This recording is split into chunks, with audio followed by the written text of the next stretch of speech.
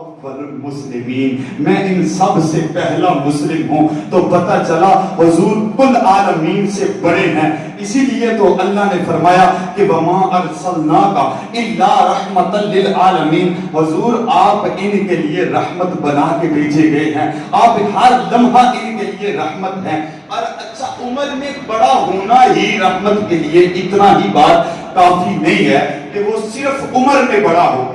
صرف اتنی ہی بات کافی نہیں کہ وہ جو رحم ہے وہ صرف عمر میں ہی بڑا ہو، وہ سب سے بڑا ہو، یہی کافی نہیں، بلکہ جو مہربان بن کے آیا ہے اس کے لیے یہ بھی ضروری ہے کہ وہ جس کی طرف مہربان بن کے آیا ہے، جس کی طرف وہ رحم بن کے آیا ہے، وہ جب تک جس کی طرف رحم کرنے کے لیے بن کے آیا ہے، جب تک وہ زندہ ہو رحم کرنے والا بھی زندہ ہو. زندہ ہونا بھی ضروری ہے. زندہ ہوگا تو آپ پر اور مجھ پر رحم کرے گا، مجھ پر اور آپ پر مہربانی کرے گا. پکارنے والے کی پکار کو تب ہی سن سکتا ہے اگر وہ زندہ ہوگا. تو پھر اس بات کو تسلیم کرنا پڑے گا، اگر حضور رحمت ہیں تو حضور زندہ ہیں. حضور علیہ الصلوۃ والسلام زندہ ہیں کیوں کہ حضور رحمت ہیں اور ہر لمحہ کل عالمین کے لیے. اور جو کہتا ہے حضور زندہ نہیں ہے، میں کہتا ہوں پھر اگر تیرا عقیدہ یہ ہے اور تو حضور کو پھر رحمت ماننا چھوڑ دے، اگر حضور کو رحمت مانتا ہے تو پھر یہ کہنا چھوڑ دے کہ حضور زندہ نہیں. میں کہتا ہوں حضور زندہ ہے، تو مر چکا ہے اور تو نبیدہ ہو گیا ہے. اگر تو چاہتا ہے کہ تو زندہ ہے تو پھر تجھے ماننا پڑے گا کہ جب تک تو زندہ ہے مصطفیٰ بھی زندہ ہے، حضور بھی زندہ ہے. کیونکہ حضور زندہ ہیں، آپ زندہ ہیں، عالمین زندہ ہیں تو مصطفیٰ بھی زندہ ہیں. جب تک کائنات رہے گی حضور زندہ رہیں گے. کیونکہ حضور نے فرمایا، صحابی نے پوچھا، عرض کی حضور موت کا ذائقہ تو ہر کسی نے چکھنا ہے، آقا آپ موت کا ذائقہ چکھنے کے بعد کہاں ہوں گے؟ میرے اور آپ کے کریم آقا صلی اللہ علیہ وسلم نے ارشاد فرمایا، حضور نے فرمایا میں زندہ ہوں زندہ ہوں زندہ. اچھا، یہ زندہ ہونا ہی کافی نہیں. راحم کے لیے جس نے ہر لمحہ ہر گھڑی عالمین پر مہربانی کرنی ہے، اس کا صرف زندہ ہونا ہی ضروری نہیں بلکہ اس کی کچھ اور بھی ضروریات ہیں. کہ اب اگر ایک بندہ کسی کی طرف مہربانی کرنے کے لیے آیا ہے، کسی کا مہربان ہے، تو پھر وہ اس کے احوال سے بھی واقف ہو. جس کی طرف وہ مہربانی کرنے کے لیے آیا ہے اس کے احوال کا بھی اس کو علم ہو، علم بھی اس کے حالت کا ہو. آپ ایسے سمجھ لیجئے کہ عمر میں بندہ بڑا بھی ہو اور زندہ بھی ہو. اب ایک باپ ہے، وہ باہر دوسرے ملک میں بیٹھا ہے، بیٹا پاکستان میں ہے. اب وہ پاکستان میں جب باپ آتا ہے، باپ عمر میں بڑا بھی ہے، زندہ بھی ہے، اور بیٹا کہتا ہے ابا جی آپ نے فلاں مشکل وقت میں میرے اوپر مہربانی نہیں کی، آپ نے میری مدد نہیں کی. اب عمر میں بڑے بھی ہیں، زندہ بھی ہیں. اب باپ کہے گا کہ بیٹا دیکھو میں تو جانتا نہیں ہوں تجھے کیا پریشانی تھی، مجھے تو نہیں پتا، مجھے تو علم نہیں ہے، میں تو نہیں جانتا کہ تجھے پریشانی کیا تھی. تو پتہ چلا جو راحم ہے، مہربانی کرنے والا ہے، اسے ہر جس کی طرف وہ مہربان بن کے آیا ہے اس بندے کے حال کا علم بھی جانتا ہے. ہر بندے کا اس کو علم بھی ہو. تو پتہ چلا اگر حضور رحمت ہیں تو اپنے ہر امتی کی حالت کو جانتے ہیں. حضور کو ہر بات کا علم ہے. حضور کو اللہ نے پھر یہ علم عطا کیا ہے کیونکہ ہمارے لیے حضور رحمت ہے، ہمارے حال سے حضور واقف ہیں، حضور جانتے ہیں. اب یہ بات ذرا آئیں دیکھ لیتے ہیں. آقا علیہ الصلوۃ والسلام کے چچا حضرت عباس رضی اللہ تعالی عنہ آپ فرماتے ہیں کہ مجھے حضور نے فرمایا کہ اے میرے چچا، جب میں ماں کے پیٹ میں تھا اور ماں کے پیٹ کے اندر ہونے کے باوجود اللہ کے نورانی فرش عرش کے نیچے جب فرشتے نورانی کلموں کے ساتھ تقدیریں لکھا کرتے تھے، میں ماں کے پیٹ میں ان کی کلموں سے نکلنے والی آواز کو بھی اپنے کانوں سے سن لیتا تھا. میں کہتا ہوں آج کہتے ہوئے نبی قبر میں زندہ ہے، تو جب जब नबी जो नबी माँ के पेट में बैठकर, माँ के पेट में होकर अल्लाह के अर्श के नीचे नूरानी फरिश्तों की नूरानी कलमों से निकलने वाली आवाज को सुन सकता है, आज वो आमिना का लाल गुंबद खजरा में बैठकर पाकिस्तान के उम्मती की पुकार को भी सुन सकता है। जब ये भी पुकारेगा तो इसकी पुकार भी पहुंचती है। अब हुजूर जानते हैं, हुजूर को इल्म अल्लाह ने अता किया है। आइए जरा इस हदीस पाक को देख लें। हुजूर अलैहिस्सलातु वस्सलाम अपने हुजरा मुबारक से बाहर तशरीफ लाते हैं। हुजूर के हाथ में दो कापियां हैं, दो रजिस्टर हैं, दो किताबें हैं। जब हुजूर के हाथ में दो किताबों को देखा तो सहाबा से हुजूर ने फरमाया, सहाबा पूछना चाहते हो ये किताबें कौन सी हैं? सहाबा ने अर्ज की, या रसूलल्लाह ये किताबें कौन सी हैं? मेरे और आपके करीम आका सल्लल्लाहु अलैहि वसल्लम ने फरमाया, सहाबा सुन लो, ये जो एक किताब है इसके अंदर मेरी उम्मत के तमाम जो जन्नती हैं उनके नाम लिखे हैं, उनकी बल्दियत भी लिखी है, उनके कबीलों का नाम भी लिखा हुआ है। मैं जानता हूं कि मेरे उम्मती जो जन्नत में जाने हैं ये उन तमाम की लिस्ट जो है वो अल्लाह ने मुझे अता कर दी। अब हुजूर ने फरमाया जो दूसरी लिस्ट है, दूसरी किताब है, इसके अंदर जितने भी जहन्नमी हैं उनके नाम दर्ज हैं, और इसको भी मैं तमाम जहन्नमियों को भी जानता हूं, मैं मुनाफिकों को भी जानता हूं, मैं उनको भी जानता हूं जो कहते हैं हुजूर नहीं जानते, मैं उनको भी जानता हूं, हुजूर जानते हैं। मैं कहता हूं मुस्तफा करीम के इल्म पर अंगुष्ठे ताम दराज करने वालों, तुम तो मुस्तफा की बात करते हो, आओ गौसे आजम की तालीमात पे ही अमल कर दो। मेरे गौस ने फरमाया, अब्दुल कादिर जिलानी फरमाता है, आप भी 11वीं के मानने वाले हैं, जरा गौसे आजम की तालीमात को देख ले। मेरे गौस ने फरमाया, लोगों सुन लो, नज़रतु बिलादिल्लाहि फिल अर्द, नज़रतु वज्ह, मैंने अल्लाह के तमाम शहरों को अपनी हथेली पे देख लिया। और लोग कहते हैं कि गौस ने दुनिया के तमाम शहरों को देखा। मैं कहता हूं दुनिया के शहर नहीं कहा, बलादिल अर्द नहीं कहा। अल्लाह के इस वली ने फरमाया, गौसे पाक ने फरमाया, बलादिल्लाहि फिल अर्द, बलादिल्लाहि, मैं अल्लाह के तमाम शहरों को देखता हूं। वो अल्लाह के तमाम शहर क्या है? मेरा गौस निज़ामे शमसी में गर्दिश करने वाले तमाम सियारों सितारों को जानता है। हुजूर गौसे आज़म फरमाते हैं, अल्लाह की तमाम इस मखलूकात को मैं अपनी हथेली पर राई के दाने की तरह देखता हूं। मैं कहता हूं ये मकाम तो मेरे गौस का है, वो कुल कायनात को अपने हाथ की हथेली पे देख रहे हैं। जब ये मकाम गौस का है, फिर बताएं उस ताबी का मकाम क्या होगा जिसका दर्जा गौस के भी बड़ा है। अगर ताबी का मकाम ये है, वो गौस से भी आला है दर्जे में, फिर बताओ सहाबा के इल्म का मकाम क्या होगा। अगर सहाबा का मकाम ये है, वो ताबीईन से भी इल्म में बुलंद है, तो फिर बताओ सैयदना अबू बकर सिद्दीक रज़ियल्लाहु ताला अन्हु के इल्म की वुसअतों का आलम क्या होगा। अगर सिद्दीक अकबर के इल्म की वुसअत का आलम ये है, फिर बताओ अंबिया के इल्म का आलम क्या होगा। अगर अंबिया के इल्म का आलम ये है, अगर ये शान है खिदमतगारों की, सरदार का आलम क्या होगा।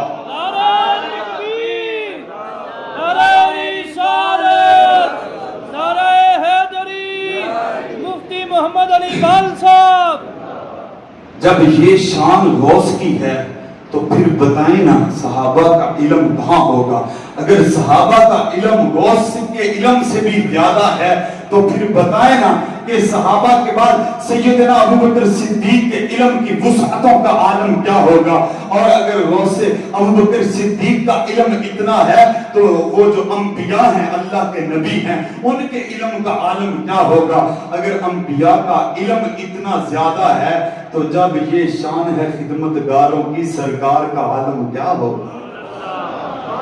जब ये बात मुनाफिकीन मक्का ने सुनी ना, जब हुजूर ने फरमाया कि अल्लाह ने मुझे कुल कायनात दिखा दी है, मैं अपनी उम्मत के हर जन्नती जहन्नमी को जानता हूं, उनके वल्दियत का भी मुझे पता है, میں دیکھتا ہوں اب بخاری شریف کی حدیث پیش کرنے جا رہا ہوں. بخاری کے اندر آتا ہے حضور علیہ السلام نے جب یہ بات کی تو اب وہ منافقین جو مکہ تھے وہ کہنے لگے, جو کہتے تھے حضور نہیں جانتے, جو یہ بات کرتے تھے, اب حضور کے کانوں تک یہ بات پہنچ گئی کہ منافقین کہہ رہے ہیں جب حضور سب کو جانتے ہیں تو ہم تو ان کے پاس رہتے ہیں, ہم تو ان کے بالکل پاس ہیں, ہمیں تو یہ جانتے نہیں, تو پھر یہ کیسے وہ کل کائنات کو جانتے ہیں. جب یہ بات میرے اور آپ کے کریم آقا کے کانوں تک پہنچی نا تو آقا علیہ السلام جلال میں آگے.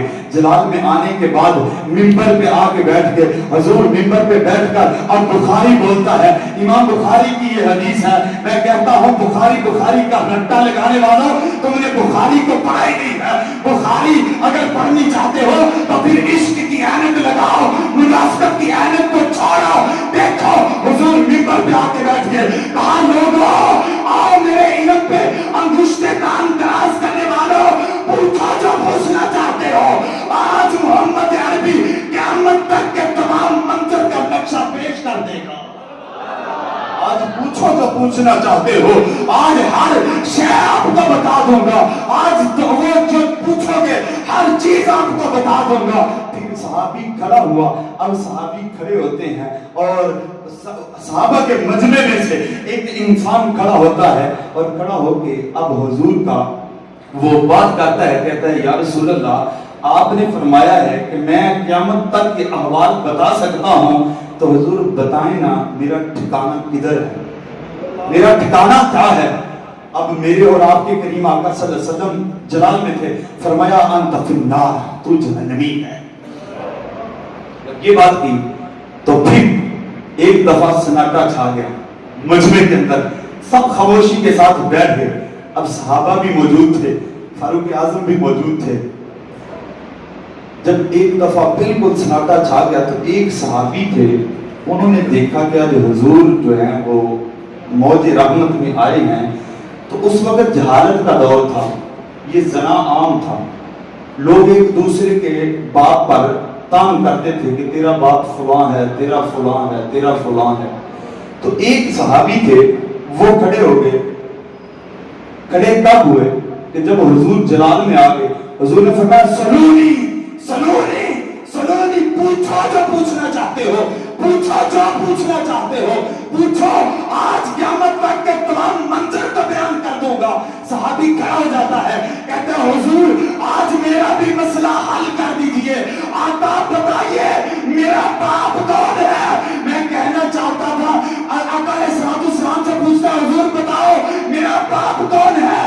اب حضور چاہتے تو فرما سکتے تھے میں تو نماز کے بارے میں ہی بتانے آیا ہوں, میں تو صرف یہی بتانے آیا ہوں حلال کیا ہے حرام کیا ہے. یہ جو کہتے ہیں نا حضور صرف اتنا ہی جانتے ہیں. میں پوچھنا چاہتا ہوں اب بتاؤ, یہ جو صحابی نے پوچھا کہ آقا میرا باپ کون ہے, اب یہ کوئی بتانے والی بات ہے, یہ کوئی معاملہ ایسا ہے, یہ تو رات کی تنہائی کا معاملہ ہے. نہ جانے تیری ماں کس کے پاس سوئی ہوگی اور تو کیسے. اب حضور دیکھنا رات کی تنہائیوں کے منظر بھی میرے مصطفیٰ سے اوجھل نہیں ہے. یہ جو بات کرتا ہے حضور نہیں جانتے, میں کہتا ہوں حضور تجھے بھی جانتے ہیں. صحابی نے کہا آقا آج مسئلہ حل کر دیجئے, لوگ مجھے باپ کا تانا دیتے ہیں, حضور بتاؤ میرا باپ کون ہے. میرے مصطفیٰ نے خاموشی اختیار نہیں کی, یہ نہیں کہا کہ میں نہیں جانتا, یہ تو رات کی تنہائی کا معاملہ ہے. مصطفیٰ نے فرمایا ابو کا حذیفہ تھا, تیرا باپ حذیفہ ہے. فرمایا تیرا باپ حذیفہ ہے. تصدیق کر دی میرے اور آپ کے کریم آقا نے. اب جب حضور جلال میں ہیں تو حضرت فاروق اعظم رضی اللہ تعالیٰ عنہ آپ بھی بڑے آپ قدموں میں آ کے بیٹھ گئے. قدموں میں آ کر حضرت فاروق اعظم نے نبی علیہ السلام کے قدموں کو بوسہ دیا. آج سارے لوگوں کے کہیں راز نہ کھل جائیں, حضور کے قدموں کو بوسہ دیا. میں کہتا ہوں آج بوسے دینے اور بوسوں کو شرک کہنے والوں, یہ آج کی ایجاد نہیں ہے, یہ کہیں بریلی کا بنایا ہوا عقیدہ نہیں ہے. یہ مسجد نبوی میں بیٹھ کر یہ ہمارا عقیدہ وہ نہیں ہے جو کہیں یورپ کی نالیوں میں بنا ہو. ہمارا عقیدہ وہ نہیں ہے جو امریکہ کے ڈالروں پہ بنا ہو. ہمارا عقیدہ وہ نہیں ہے جو ریالوں پہ بنا ہو. مسجد نبوی میں بیعت کر محمد عربی نے بنایا، جو حضور کے صحابہ نے دیا ہے، قدموں کو بوسہ دیا، کہا حضور کرم فرما دیجئے، یہ ہے میرے مصطفیٰ کا علم، اور یہ ہے حضور کو جو اللہ نے علم عطا کیا، جو اللہ نے حضور کو یہ قوت علم، جو علم الغیب حضور کو اللہ نے عطا کیا، کیونکہ یہ ضروری ہے کہ جو رحیم ہو، جو مہربان ہو، جس نے ہر لمحہ، ہر ساعت، ہر گھڑی مہربانی کرنی ہے، اس کے لیے ضروری ہے کہ وہ امتی کے حال سے بھی واقف ہو، وہ جانتا ہو میرے امتی کو کس چیز کی ضرورت ہے، وہ جانتا ہو کہ میں اس کی طرف راحم بن کے آیا ہوں، اس کی طرف مہربان بن کے آیا ہوں، مجھے اس کے حال و احوال کا بھی علم ہو۔ اچھا، یہ بھی صرف کافی نہیں ہے کہ راحم کے لیے، رحمت ہونے کے لیے اتنا بھی کافی نہیں ہے کہ وہ عمر میں بڑا بھی ہو، وہ جانتا بھی ہو، زندہ بھی ہو، صرف اتنا بھی کافی نہیں ہے۔ آپ پوچھیں گے کیسے؟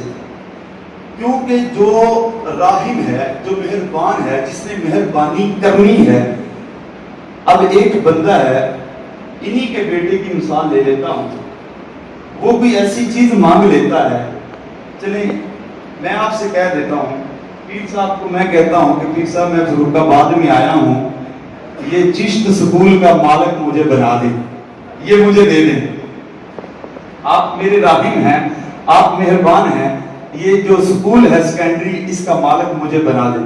یہ کہیں کہ مولوی صاحب آپ کو ابھی پہلی محفل میں بلایا ہے، کس طرح کی وہ میرے باپ کی جگیر تھوڑی ہے، وہ کیسے آپ کو دے دوں؟ پتہ چلا جو مہربان ہے، جو رحم بن کے آیا ہے، وہ مالک بھی ہو، وہ مالک و مختار بھی ہو، وہ اس چیز جس کی طرف مہربانی کرنے کے لیے آیا ہے، اگر مالک و مختار نہیں ہوگا، اگر وہ اس چیز کا مالک نہیں ہوگا، وہ مہربانی کر نہیں سکتا۔ میں کہتا ہوں عقل کے اندر یا میرے مصطفیٰ کو رحمت کہنا چھوڑ دے، اگر حضور کو راحم بھی مانتا ہے، مصطفیٰ کو رحمت بھی مانتا ہے، تو پھر تجھے ماننا پڑے گا میرا مصطفیٰ مالک مختار بھی ہے۔ حضور کو اللہ نے کوئی اختیارات بھی دیے ہیں، جب اس نے رحمت بنایا ہے تو پھر مالک و مختار بھی بنایا ہے۔ اچھا، اتنا ہی کافی نہیں ہے، رحمت کے لیے مزید اور بھی تقاضے ہیں، اتنا ہی صرف کافی نہیں ہے کہ وہ اچھا بندہ عمر میں بڑا بھی ہو، جانتا بھی ہو، زندہ بھی ہو، مالک و مختار بھی ہو، لیکن قریب نہ ہو، جس کے اوپر مہربانی اس نے کرنی ہے، اس کے وہ قریب نہیں ہے، اس کے پاس نہیں ہے، تو مہربانی کر سکتا؟ کیسے مہربانی کرے گا؟ پاس ہو، وہ قریب ہو، کتنا قریب ہو کہ مہربانی کر سکے، مہربانی کر سکے، وہ جب پکارنے والا پکارے تو اس کی پکار کو سن سکے، حاجت مند بولے تو وہ حاجت روائی کر سکے، اتنا قریب ہو تو پھر ماننا پڑے گا۔ اگر حضور رحمت ہے تو ہر امتی کے حضور قریب بھی ہے۔ النبی اولا بالمؤمنین من انفسہم، میرا مصطفیٰ مومنوں کی جانوں سے بھی زیادہ قریب ہے۔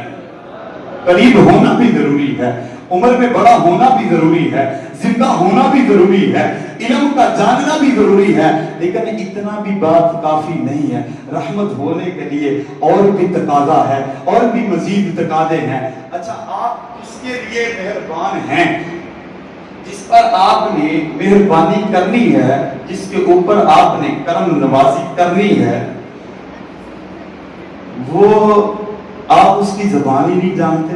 ایک بندہ انگلینڈ سے آ گیا آپ کے پاس، آپ اس کے لیے مہربان ہیں، وہ انگلش میں آپ سے پانی مانگتا ہے، آپ چائے کی پیالی اسے دے دیتے ہیں، تو آپ نے مہربانی کر لی؟ نہیں، یہ مہربانی نہیں۔ چائے مانگی ہے تو چائے دینی پڑے گی۔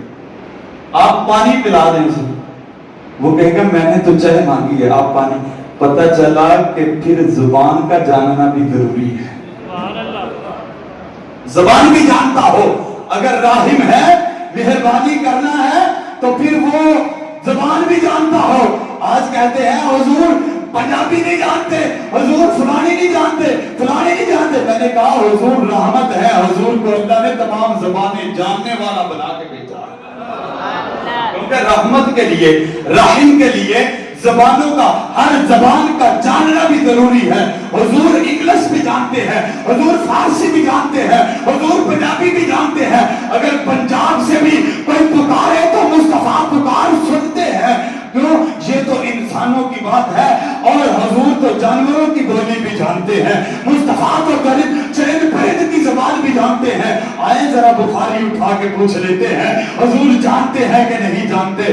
صحابی کہتے ہیں میں حضور کے ساتھ تھا, آقا کریم علیہ السلام کے ساتھ جا رہا تھا, حضور کے ساتھ تھا. اچانک ایک آواز آتی ہے, بڑی عجیب آواز ہے. حضور نے جب وہ آواز سنی تو اس آواز کے پیچھے حضور گئے, میں بھی ساتھ گیا. دیکھتا کیا ہوں, ایک بندہ ہے, اس نے ایک ہرنی ہے تو اس نے قبضے میں لے رکھا ہے. اب ہرنی پکار رہی ہے, یا رسول اللہ مدد فرما دیجئے, یا رسول اللہ حاجت روائی فرما دیجئے, اور یا رسول اللہ سفارش کر دیجئے. آقا مجھے یہ پکڑ کے لے آیا ہے. اس پہاڑ کے پیچھے حضور میرے بچے بیٹھے ہیں, حضور اس پہاڑ کے پیچھے بچے بھوکے بیٹھے ہیں, حضور سفارش کر دیجئے نا, میں جاؤں گی واپس آ جاؤں گی دودھ پلا کے. حضور نے فرمایا اچھا واپس آ جائے گی؟ کہتی ہے کونین کے والی سے وعدہ کروں اور وفا نہ کروں, کونین کے والی سے وعدہ کروں اور وفا نہ کروں. حضور نے فرمایا اچھا میں تیری سفارش کرتا ہوں. اس کو کہا چھوڑ, اس کو اجازت دے دے, یہ دودھ پلا کے واپس آ جائے گی. اب دیکھنا دودھ پلا کے جب وہ واپس آتی ہے, آقا علیہ السلام کے پاس آتی ہے, حضور اس کو پوچھتے ہیں جس نے پکڑ کے رکھی ہے. حضور نے فرمایا یہ واپس تو آ گئی ہے, اب بتا میں تجھ سے خریدنا چاہتا ہوں تو بیچنا چاہتا. اب وہ بھی غلام تھا, آگے وہ بھی حضور کا غلام تھا. کہا حضور ہمارا مال آپ کے لیے, ہماری جان آپ کے لیے, ہمارا سب کچھ آپ پہ قربان, حضور آپ قبول فرما لیجئے. میرے اور آپ کے کریم آقا نے ہرنی کو قبول کیا. قبول کرنے کے بعد مصطفیٰ کریم نے اس کو آزاد کر دیا. جب وہ اس کو آزاد کیا, آقا علیہ السلام نے, اب ہرنی جا رہی ہے اور جاتی کر کے رہی ہے. وہ اپنے حدیث کے الفاظ ہیں, اٹھاؤ بخاری, وہ اپنے قدم زمین پہ مار رہی ہے, یوں لگتا ہے رقص کر رہی ہے, اور رقص کرتی ہوئی جا رہی ہے. کہتی ہے یہ ناز یہ انداز ہمارے نہیں ہوتے. آقا چولی بھی اگر ٹکڑے تمہارے نہیں ہوتے, آقا تمہارے گھر سے اگر نہ ملتی بھی اس ٹاٹ سے منگتوں کے گزارے نہیں ہوتے. جا رہی ہے اور کہتی جا رہی ہے وَأَشْهَدُ أَن لَّا إِلَٰهَ إِلَّا اللَّهُ وَأَشْهَدُ أَنَّكَ مُحَمَّدٌ رَّسُولُ اللَّهِ. وہ اٹھنی ہو کے کہہ رہی ہے میں گواہی دیتی ہوں یہ جو جانوروں پہ بھی پیار کرتا ہے, یہ جو جانوروں کی بھی بولی سمجھتا ہے, یہ جو چار ٹانگوں والوں کی بھی بات سمجھتا ہے, جس کو جانوروں پہ بھی پیار آتا ہے وہ دہشت کا پیغمبر نہیں ہو سکتا, وہ دہشت گردی کا اسلام نہیں ہو سکتا. جو جانوروں سے بھی پیار کرتا ہے وہ رحمت ہی ہو سکتا ہے. اچھا اب اس اونٹنی نے جو حضور کو دیکھا اور کہا کہ یا رسول اللہ میری سفارش کر دیجئے, میں پوچھنا چاہتا ہوں اونٹنی جانتی تھی کہ حضور میری بولی جانتے ہیں؟ اونٹنی کو پتا تھا کہ حضور میری بولی جانتے ہیں؟ میں نے کہا چار ٹانگوں والے جانور کو سمجھ آ گئی, آج کے اس دو ٹانگوں والے اندھے کو سمجھ نہیں آئی کہ مصطفیٰ کو اللہ نے ہر علم بھی عطا کر دیا, ہر زبان بھی عطا کر. یہ ہے میرے مصطفیٰ کا علم اور حضور کا یہ وہ ہمارا. اب دیکھیں کہ ایک آیت کے اوپر آپ کا حاضر و ناظر کا عقیدہ بھی ثابت ہے, آپ کا وہ حضور سے مدد مانگنا بھی ثابت ہے, نبی کا زندہ ہونا بھی ثابت ہے. آج آپ ذرا آپ ذرا آقا علیہ السلام کی محبت میں جھوم کر حضور کو پکار کے تو دیکھیں آپ کا عقیدہ کتنا سچا ہے. یہ عقیدہ آج کا نہیں ہے, یہ عقیدہ مصطفیٰ کے دور کا عقیدہ ہے. ہمارا عقیدہ کسی مسجد کے حجرے میں بیٹھ کے نہیں بنا. میرے عزیز آخری بات کرنے کے بعد اجازت چاہوں گا, حضرت لطف الدین رازی کے شاگرد ہیں سعد الدین تفتازانی. جانتے ہیں سعد الدین تفتازانی کون ہیں؟ علماء جانتے ہیں, علم کے اندر ان کا مقام کتنا ہے. بتانے لگا ہوں کہ آپ کا عقیدہ یہ کتنا پرانا عقیدہ ہے اور تمہارے اسلاف کا عقیدہ کتنا سچا اور سچا عقیدہ ہے۔